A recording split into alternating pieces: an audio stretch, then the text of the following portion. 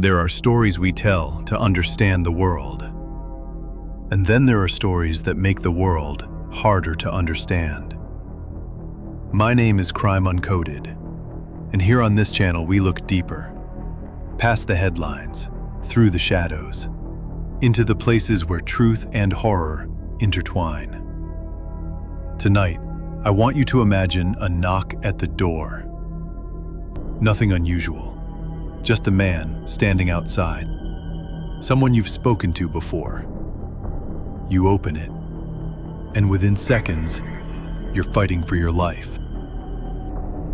But this isn't just a story of survival. It's a story about what hides beneath the surface of normalcy, and what happens when death knocks and someone answers back. This is the true case of Heather Saul, the woman who shot death in the face and lived to tell about it. Welcome to Crime Uncoded. I've told a lot of stories on this channel, stories that drift between what we can prove and what we fear. But this one, it feels different. It's not just a tale of survival. It's a confrontation with death itself. And somehow, one woman walked away. My name is Crime Uncoded, and tonight we peel back the layers of a case that begins like a shadow falling across an ordinary life. Sudden, heavy, and inescapable.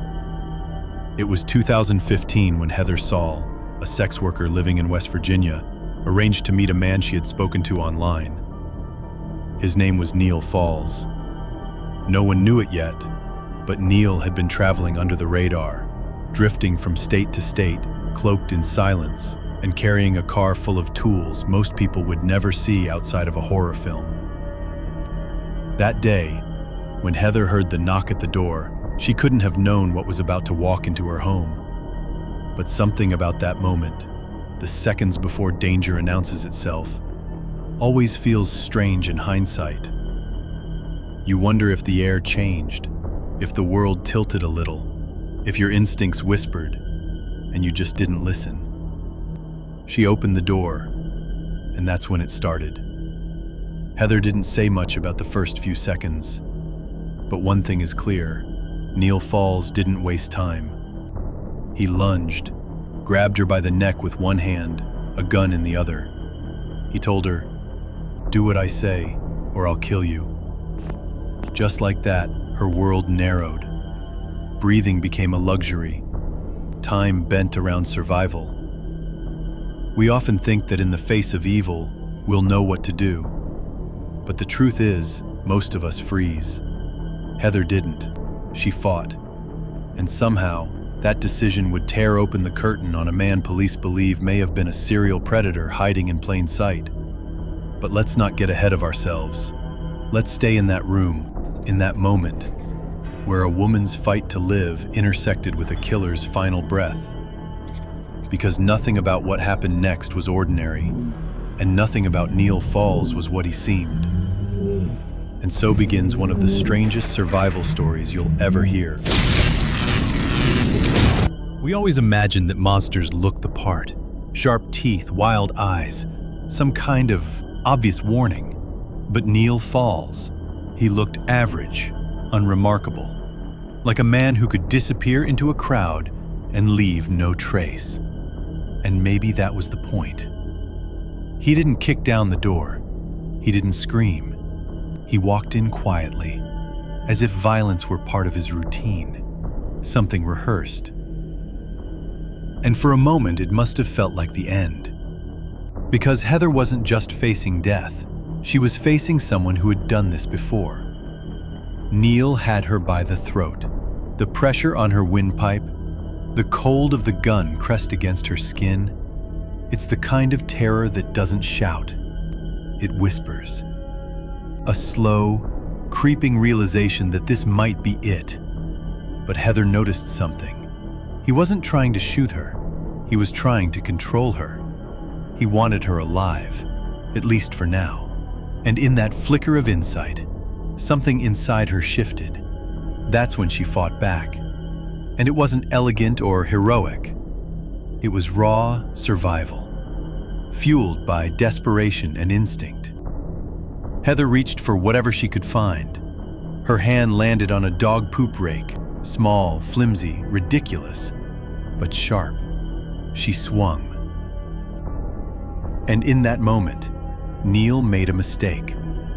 He set the gun down. He needed both hands to grab the rake away from her, because control was slipping, and he could feel it. That split-second decision would cost him everything. Heather let go of the rake and lunged for the gun. There was no time to think. Only one clear, undeniable choice. She pulled the trigger. The bullet hit Neal Falls in the head. He dropped to the floor, dead.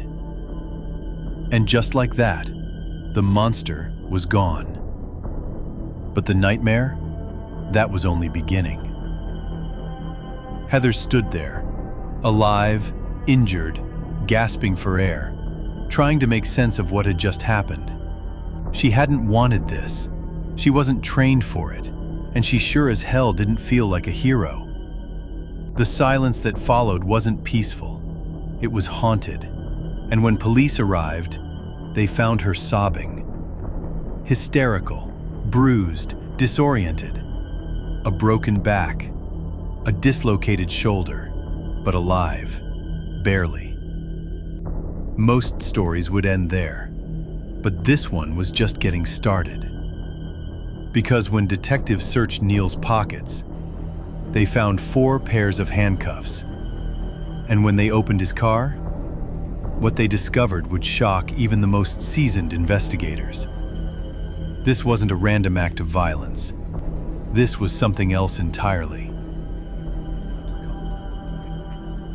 I imagine the officer who opened Neal Falls' trunk that day still remembers the smell. Not blood, not rot, but something colder, chemical, intentional. Because inside that vehicle wasn't chaos. It was preparedness. Everything had its place, laid out like tools in a surgeon's kit. Except this surgeon didn't save lives. He ended them. There was an axe, a shovel, a sledgehammer, multiple Bowie knives, bleach, duct tape, cleaning supplies, plastic trash bags, handcuffs, guns, a bulletproof vest. This wasn't the car of a man who snapped. This was the mobile toolkit of someone who planned, who hunted, who expected to leave no trace. Police call it a kill kit, a term that chills the spine. Because when you find one of those, you're not looking at a first-time offender. You're looking at a pattern, a ritual. And the more they looked into Neal Falls, the more terrifying things became. He had no criminal record that screamed violence, no trail of victims, at least not one that was ever connected to him. He drifted from state to state, working odd jobs, changing addresses, a ghost in the system. But the contents of his car told a different story. One of them was bleach. That detail always sticks with me. You don't carry bleach unless you plan on cleaning up. You don't bring duct tape and knives unless you plan on binding and controlling. And you don't carry a bulletproof vest unless you know exactly what you're doing and who might come looking for you. When they pulled the items out, investigators didn't say much at first, but one officer muttered something under his breath. This wasn't going to be his first. And that's when everything changed. Because Neal Falls wasn't just a would-be attacker. He was a predator. A serial one. Or at least that's what it was starting to look like. And Heather? Heather may have done more than save herself. She may have ended a killing spree. But to her, that didn't bring peace. Because knowing you've likely stopped a killer doesn't erase the fact that you had to kill him first. That's not something you walk away from untouched. Not when you've stared death in the eyes and pulled the trigger anyway. Not when you were never meant to be in that fight in the first place.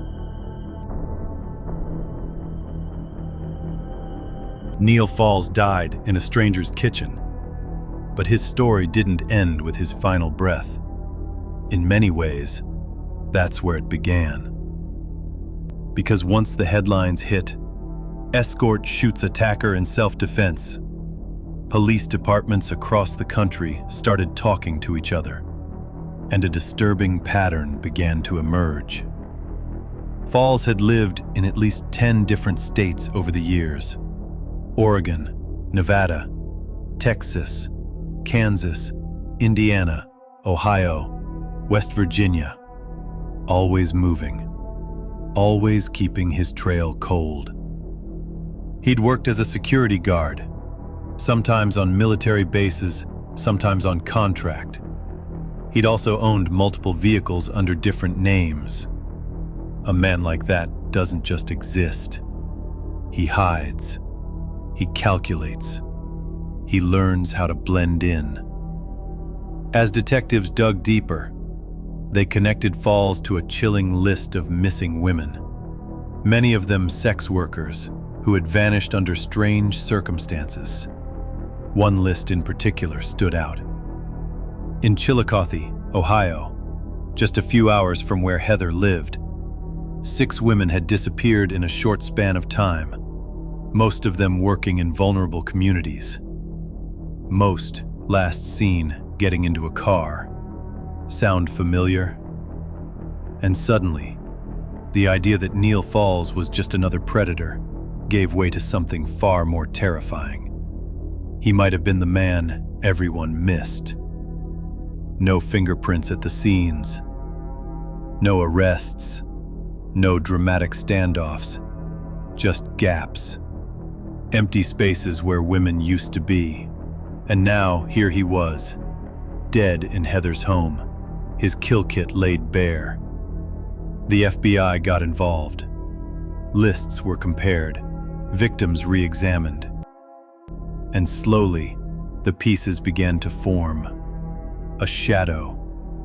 Not a full picture, but enough of one to realize Heather didn't just escape a killer. She stopped one in his tracks. Maybe even the only person who ever would. But if that's true, what does it say about how close he came to getting away?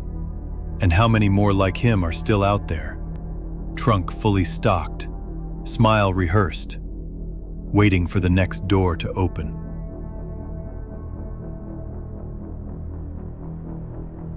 They called her Heather the Hero. The headlines painted her as brave, fearless, lucky. And in a way, she was all of those things. But there's something people forget when they talk about survivors. They assume survival is the end of the story. It isn't. Because Heather didn't walk out of that fight unscathed. She didn't throw a punch, pull a trigger, and go back to her life. She walked away with a broken back, a dislocated shoulder, and trauma that would echo through her bones long after the bruises faded. And she didn't feel like a hero. She felt sick. She sobbed when police arrived, not because she was guilty, but because she was human.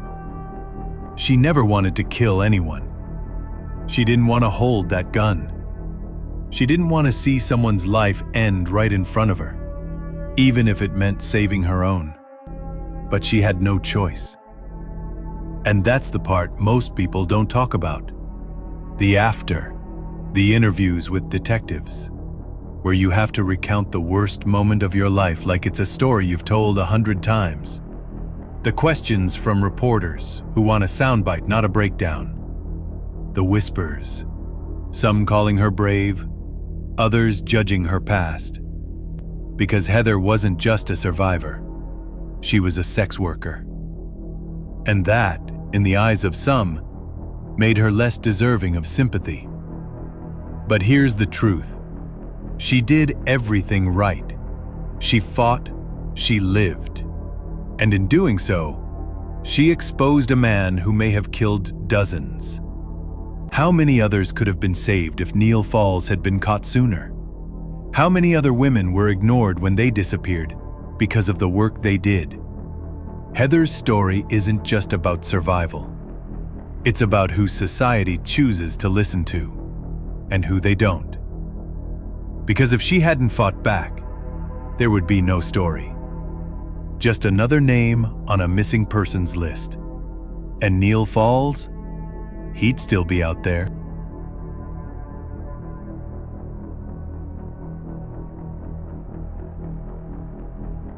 Sometimes I wonder what would have happened if Heather hadn't fought back.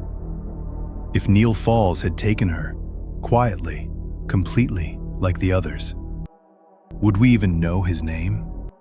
Or would he still be out there driving cross-country, trunk loaded, smile rehearsed, looking for the next woman who wouldn't be missed? It's easy to call it fate, to say Heather was meant to survive.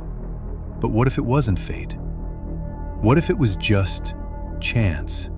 A rake within reach, a gun left unattended, a moment where instinct outran fear. The truth is, evil doesn't always wear a monster's face. Sometimes it wears a flannel shirt, carries bleach in the trunk, smiles when it lies. Neal Falls didn't leave a manifesto. He didn't carve a pattern in blood for investigators to follow. He drifted in and out of towns like a rumor, collecting weapons, watching, waiting. And then he walked into Heather Saul's home. And in the space of a few violent, breathless minutes, the hunter became the hunted. The shadows broke. The cycle ended. At least, we think it did. Because to this day, we still don't know exactly how many victims he left behind. No trial, no confession, no cold, smug face on a witness stand. Only a body, and a kill kit, and a woman who refused to die quietly. Heather doesn't call herself a hero, and maybe she never will. But when the police chief said, "She saved lives," I believe he was right. Because sometimes the strongest thing you can do is survive someone who didn't think you would. And in doing so, you leave behind more than just a body on the floor. You leave behind a message. One that says, I was not invisible. I was not disposable. I fought. I lived. I ended this. And the world, whether it was ready or not, had to pay attention. Because some stories aren't just true crime. They're a warning. They're a reckoning. And sometimes, they're the only evidence that the monster was real. In the end, there are stories that stay with us, not because they're solved, but because they never really stop echoing. Heather Saul didn't ask to become part of a case file. She didn't volunteer to be the final page in a killer's unfinished story. But fate, or maybe just survival instinct, put her there. And tonight, her story joins the others we unravel on this channel, where silence has weight, where questions often outnumber answers, and where we remind ourselves that sometimes the scariest monsters are the ones we never see coming. If this story shook you, disturbed you, or made you look over your shoulder just a little longer tonight, then subscribe to Crime Uncoded, where we decode the darkest corners of true crime twice a week. I'm Crime Uncoded. Stay curious, stay cautious, and never assume the quiet ones don't bite.